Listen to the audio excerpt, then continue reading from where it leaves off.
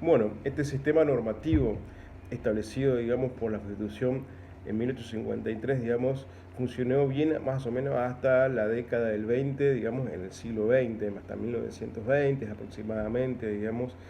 A partir de ese momento empezó a tener un proceso de crisis, digamos,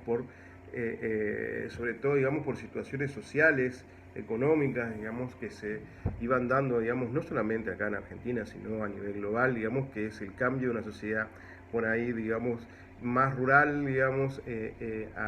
más agrícola, a una sociedad industrial, digamos, a una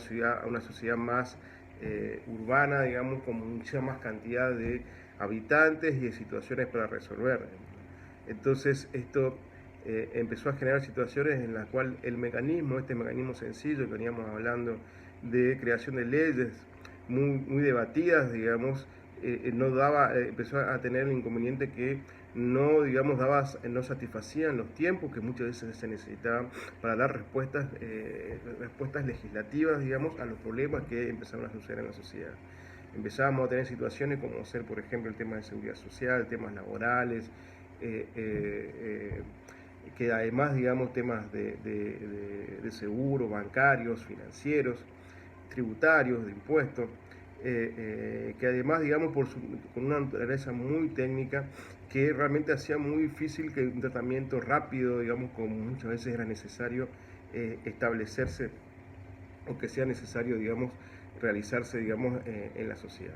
Entonces, esto dio lugar, digamos, a que el poder ejecutivo empezara, digamos, a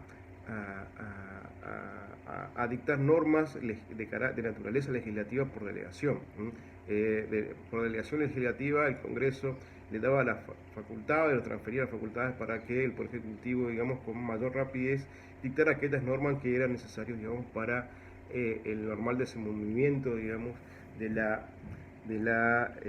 normal desenvolvimiento de la vida en la sociedad. Obviamente que esto no estaba, digamos, regulado, receptado en la Constitución Nacional, y es más, hasta afectaba la división de poderes que estaba establecido como sistema originalmente. Sin embargo, digamos, la Corte terminó convalidando, digamos, esta situación de hecho en el año 1927, 1930, en el famoso caso del Fino. A partir de ahí, digamos, empieza a convalidar. Después otra situación que se empezó a dar, digamos, es a partir de la década del 80, empezó, digamos, todo un proceso, digamos, en el ámbito internacional de firma de tratados de derecho internacional, de derechos humanos principalmente, y de integración. Bueno, estos tratados internacionales, como también generan un impacto muy importante, digamos, en el sistema normativo, digamos, porque digamos, también, digamos, el contenido normativo que existía. Porque en un principio los tratados internacionales estaban referidos más que nada a las relaciones entre estados relativas, digamos, a comercio básicamente, digamos, pero la firma de estos tratados de derechos humanos, de estos tratados internacionales de derechos humanos, ya no generan obligaciones o relaciones entre los estados, sino que generan obligaciones y relaciones muy particulares entre el Estado y sus ciudadanos. Entonces, de alguna manera, digamos, ahí también se empieza a establecer, digamos, un cambio en el sistema normativo. Fruto de esto es el caso de Almejian, digamos, donde básicamente se estableció, en primer lugar, digamos, una de las principales consecuencias que dijo la Corte en ese momento fue, digamos, que los derechos que estaban en los tratados internacionales eran operativos, digamos, podían ser ejercidos directamente más allá de su reglamentación. Pero en el aspecto que a nosotros nos interesa, otro aspecto muy importante fue la situación de que a partir de ese momento le dio jerarquía superior a las leyes. Esta jerarquía superior a las leyes, digamos, de los tratados internacionales no estaba ni en la Constitución ni lo había reconocido la jurisprudencia hasta ese momento, digamos, sino que a partir de ahí fue que entonces, digamos, se empezó a establecer, digamos, este nivel o esta jerarquía superior de los tratados internacionales de las leyes. Bueno, y lo otro que también, digamos, afectó, digamos, este sistema sencillo basado en la ley y el sistema de división de poderes son los decretos de necesidad de urgencia. Los decretos de necesidad de urgencia en un principio siempre fueron dictados, pero de manera muy esporádica y muy ocasional, como es a finales de la década del 80, de 1980, y en la década del 90, durante el gobierno del doctor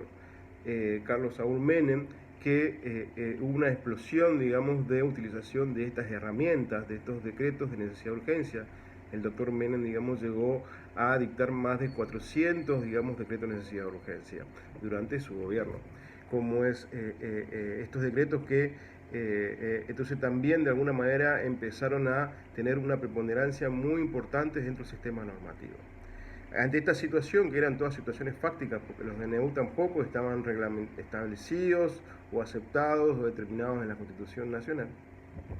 como es cuando se llega a la reforma del año 1994, se decide blanquear esta situación, sobre todo con los decretos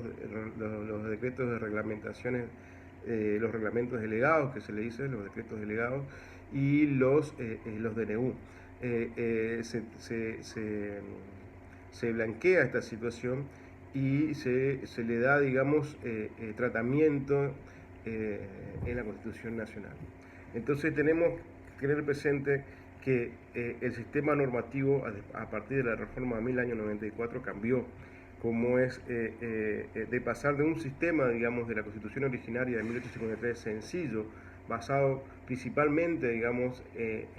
basado principalmente como fuente normativa en la ley, pasó, digamos, a un sistema donde se había ampliado, expandido, había habido una inflación, digamos, del conjunto normativo que regía la sociedad. Entonces se estableció 4 niveles normativos, digamos, o de la reforma del año 94, surge digamos,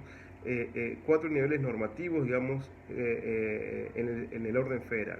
El primer nivel, obviamente, es la Constitución Nacional, digamos, y los 13 tratados internacionales de derechos humanos. El segundo nivel son todos los tratados internacionales ordinarios y de integración, más las decisiones jurídicas de los órganos internacionales, por ejemplo, los fallos de la Corte Interamericana de Derechos, digamos, de derechos. Y acá tenemos que tener presente, digamos, que tanto estos tratados como ordinarios o como de integración tienen jerarquía, digamos, superior a las leyes. Después, en el tercer nivel, lo que tenemos son las leyes. Y en el cuarto nivel tenemos los reglamentos del Poder Ejecutivo Nacional, tenemos los que son los reglamentos autónomos, los reglamentos delegados, los DNU y los reglamentos ejecutivos o reglamentarios. Bueno, los únicos que estaban reconocidos en la Constitución Nacional eran, digamos, los reglamentos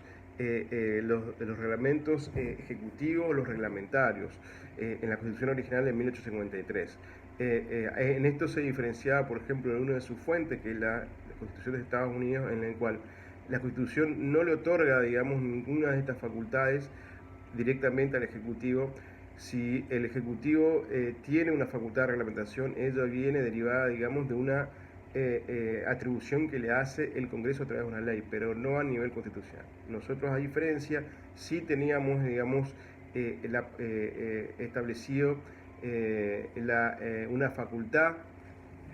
en la Constitución a favor del Poder Ejecutivo para dictar estos reglamentos.